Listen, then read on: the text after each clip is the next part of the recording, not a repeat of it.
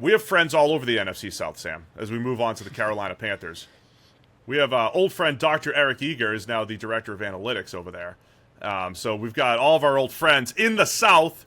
Big rivalries here, but Panthers, we've got year one of Dave Canales, year one of Dan Morgan officially being the general manager, and year two of Bryce Young. And we've talked quite a bit about Bryce Young and the disappointment that he was really as a rookie. It wasn't unprecedented that he was disappointing. You know, there's a lot of disappointing rookies, but you and I kept trying to pull these comparisons. Who disappointed in year one and by year 2 or 3 had really turned the corner, especially as a number 1 overall pick? And you have to go back to the Matthew Staffords of the world and Jared Goffs of the world that have turned it around. And then if you expand it, you could look at a Tua and say, like, he had two subpar years before he really turned it on. So it's the biggest story in Carolina. What is Bryce Young going to be? And can Dave Canales, the new head coach, get the most out of Bryce Young? Yeah, year one was pretty much a catastrophe for everybody involved. People got fired at the end of the year. That's how badly it went. And I do wonder, obviously it was terrible for Bryce Young, but I do wonder how much of the perception of how bad it was is conditioned by the fact that he doesn't have any redeeming and obvious sort of physical traits that jump off the tape in a positive direction, right? So when a guy like Bryce Young or even a Jared Goff, when they struggle, right away, you're left with this feeling of, like their career is in trouble because they just look bad. Whereas when a guy like Josh Allen, for example, struggles year one, it's like, okay, it's mostly bad, but look, here's an incredible throw, here's an incredible run. Like, there's positive things to get excited about. And you're like, if we can just, weed out the bad and get the good. But you can see it, right? You can see the reasons to be excited. With Bryce Young, you're just sort of left with this. This is going terribly, and he looks tiny, and he doesn't have the arm to make sort of special throws left and right, and it just looks concerning. But I wonder how much of that is just like false perception because the physical traits aren't there, and actually it's no more concerning than any other rookie struggling year one, which happens quite a lot. But year two is all about getting him back on track and seeing a significant jump forward, like a real elevated pathway of growth with Canales, with a new offensive line, with new receivers. The comparison I always used was the two. Forgive me for repeating myself again, Sam, but 2016 Jared Goff, because there wasn't a whole lot of hope. I mean, it was literally like 1 or 2 throws every couple weeks. You're like, okay, right. There it is. Is he going to come out of it? Is he going to turn the corner? But I like that comparison because it's not all just Bryce Young last year. You would look at the playmakers themselves. Nobody's getting open. The scheme wasn't helping. The scheme wasn't getting anybody open. The line was giving him issues. Every time there was a big play, he's under pressure. That was Goff as a rookie with the Rams. Everything was bad. It was the last year of Jeff Fisher. And in year 2, Sean McVay comes in. Jared Goff looks completely different. The Panthers, I wonder how much goes into hiring Dave Canales as the head coach, looking at his recent track record now. He's the QB coach that got the best out of Geno Smith with the Seattle Seahawks. He's the offensive coordinator in Tampa Bay last year, getting the best season out of Baker Mayfield, or at least the best season since, year 2 or year 3 of Baker Mayfield. And being quarterback friendly and playing to his quarterback strengths and getting the most out of those guys. I mean, that's going to be a fascinating story to watch. Can Canales work his magic again with Bryce Young, who you and I both liked coming out? We're not like, hey, told you so. We both liked him a lot coming out. The question was his size, but he looked like he had NFL playmaking ability and all the tools necessary to be successful. Yeah, I mean, if you look at the quarterbacks that have struggled as badly as Bryce Young did right away and turned it around, almost all of them, something changed around them. It wasn't just them, flipping a switch and getting better year 2.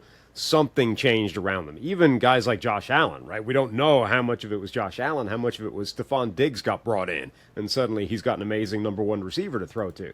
So if you're looking for hope for Bryce Young, even independent of his own growth and what he can do to get better individually, they have upgraded everything around him, right? Canales theoretically should be an upgrade schematically and coaching-wise from what was a mismatch last year of coaching and scheme and ideas. Now you've got one guy with a very recent, successful, proven track record of helping quarterbacks out. Number 2, the offensive line. That line was terrible last year, and it shouldn't have been as bad as it was. But Carolina have gone out and they've completely overhauled that group, and they've brought in several new players that theoretically, basically the entire interior should be completely different, right? You've got Ike Ekwonu at left tackle, who underachieved but shouldn't be as bad as he was last season. You've got Taylor Moton at right tackle, who's a really good player. But now you've got two new guards, Robert Hunt, who's a good player, Damian Lewis, who's been solid, and then Austin Corbett comes back at center. That's a completely new trio, and that should all be better. And again, the interior might be really important for a quarterback that is short, small, and doesn't have the same kind of pocket stature as some other quarterbacks do. And then lastly, receivers, right? Last year, no receivers. It was basically Adam Thielen, and nobody else is capable of getting open or getting any kind of separation. Now you've got Deontay Johnson, who specializes in route running and separation and getting open. You've got Xavier Legette, a big-bodied, fast receiver that can go up and catch it at the catch point. So they've made real strides in that area as well. And one of the big adjustments, we've talked about this for years, Steve, particularly coming out of Alabama with the run of receivers that they've had for years. The difference between when a quarterback drops back to pass, looks up, and is deciding whether my guy is open or not. At Alabama, that guy is 5 yards open, right? There's nobody within sight of him, and it's an easy decision. Put the ball in the air. The NFL, open is like, does he have inside leverage on an in-breaking route, even if there's a cornerback like all over him? That's open in the NFL. It's a totally different picture. And I think sometimes that the better your receiving core in college, like the harder the adjustment is, because it's so much different. Whereas quarterbacks in college that aren't necessarily throwing to amazing receivers, it's a little bit closer to the NFL picture. So a guy like Bryce Young, I think it's a big deal, the transition that he has to make, given that difference in receiving core. It's a great point on the NFL Open thing. I mean, I think you're going to get some college open from Deontay Johnson. I mean, he is a very good route runner, a very good separator. Bringing him in to pair with Adam Thielen. Remember, Thielen has kind of settled in. I always use the comparison of late career Reggie Wayne, who just went. Reggie Wayne was a nice vertical threat. He was fast, but his last season it was just like Andrew Luck's possession guy, right? His underneath threat. That's what Adam Thielen's kind of settled into. I think at this point in his career, is he's lost some explosiveness. I think that combination, though, at least gives you multiple options now between Thielen, Deontay Johnson. Lets your guy Jonathan Mingo just be a vertical threat with his size and his speed. He's not the most polished route runner, but you need that guy, in my mind, the 3 or 4 receiver to just be a stretch the field type. So they have the types, right? They have the basketball team that we talk about, having the different styles. I love Jatavian Sanders coming in as a yak threat in the draft. And then Jonathan Brooks at running back. They got him in the second round coming off of injury. I think he was the best back in the draft. If he wasn't the best, he was close, near the top with some of those other guys. Yeah. I think he has a chance to be a really good player. And so if we're painting this picture of best case scenario, it involves that offensive line, which is on paper our favorite line, creep back toward average. They have the pieces to do that in Carolina. They haven't been average in years in Carolina from an offensive line perspective. They have the pieces to do it. They have on paper pieces. I don't think they're one of the best receiving cores in the NFL, but it's certainly better than what they were last year with those playmakers. First rounder Xavier Legette added to the mix. If you play to his strengths, he's really explosive. So there's a lot of good pieces there. Best case scenario, they all come good, and Bryce Young takes that next step with Canales. Yeah, no, I think their best case scenario, it's short of some of the other teams. Their best case scenario is just signs of life from Bryce Young, right? You come out of next season confident that he is actually the guy, and you have a quarterback, and you're not going to have to start over again. And if that's the case, you're getting some kind of viability out of the team this year. You're competitive. You're not vying for the number 1 overall pick that might not be yours at the end of the season the way it was last year. You're actually a half-decent football team, even if you're not necessarily in the playoff hunt or a real threat at the postseason. That, I think, is the best-case scenario for this team. So let's talk about the defense a little bit. We spent so much time on the offense, and rightfully so. Again, that's going to be the story for Panthers fans. Defensively, they traded Brian Burns this offseason, and just like we were talking about the Falcons, the pass rush is going to be a big question. I think it's a similar question in Carolina. You've got Derek Brown as a big body interior player. He's really the only threat on the interior as far as affecting the quarterback. He's become one of the better defensive tackles in the league. That's why he's making his $24 million a year.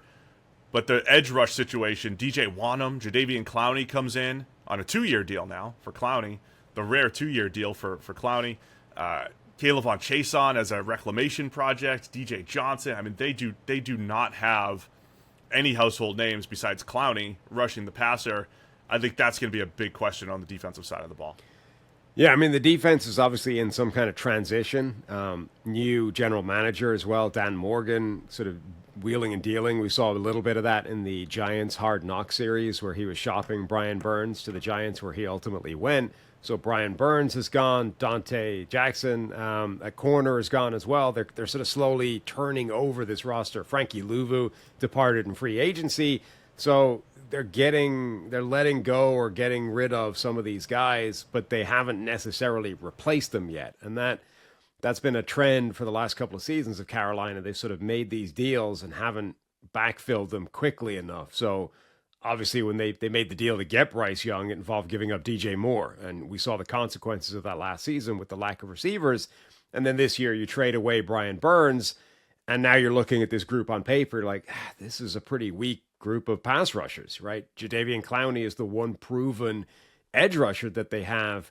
And we know Clowney is inconsistent and doesn't necessarily bring it every week. So outside of him, there's not that consistent source of pressure and a guy that's really going to dominate the way Brian Burns could. Yeah, guys like Shai Tuttle, your run-stopping specialist at nose tackle, had 2 pressures last year, Sam. 2. So not great. They need some help there. I mean, that to me, that's one of the key position groups. I want to go back to kind of painting this best and worst case scenario. So best case scenario, we talked about it on the offense. Defense, I mean, somebody steps up. You know, Clowney has had some decent years. He's never been a great pass rusher. I mean, just having J.C. Horn healthy in the secondary is huge. When he's out there, he's been a very good player, just battled so many injuries throughout his career. Dane Jackson has been solid at corner. I think they have the pieces to have a decent defense. It's not flashy and shiny, though. I mean, a comparable defense, a solid defense plus Bryce Young's development. I mean, that's the biggest thing here. And then you think about, I don't know if they're competing for the division this year. I don't know if you care if they're competing for the division if you're a Panthers fan right now. I want in 25, I want to feel good about Bryce Young, and in 25, feel great about Bryce Young and feel great about the pieces around me so we're competing 1 year from now. But maybe I'm setting expectations too low for a best-case scenario, but that's what I'd be looking for, just that Bryce Young development and feeling good going into 25. No, I think it really is like a binary best and worst case scenario for Carolina. Like the best case is you feel good about Bryce Young coming out of the season. The worst case is you feel bad about Bryce Young coming out of the season. It was back basically to the the same as last year. Yeah, and then you're back, you start over in a year that is, at least right now, being talked about as not phenomenal at the quarterback position. So the best case scenario is Bryce Young rescues his career, bounces back, and he's worth the number 1 overall pick. The worst case is he looks like he did last year, and now you might have the number 1 overall pick again in a year where there might not be a quarterback worth the number 1 overall pick. So how would you highlight a key player or position group, obviously other than Bryce Young, who we've talked about quite a bit?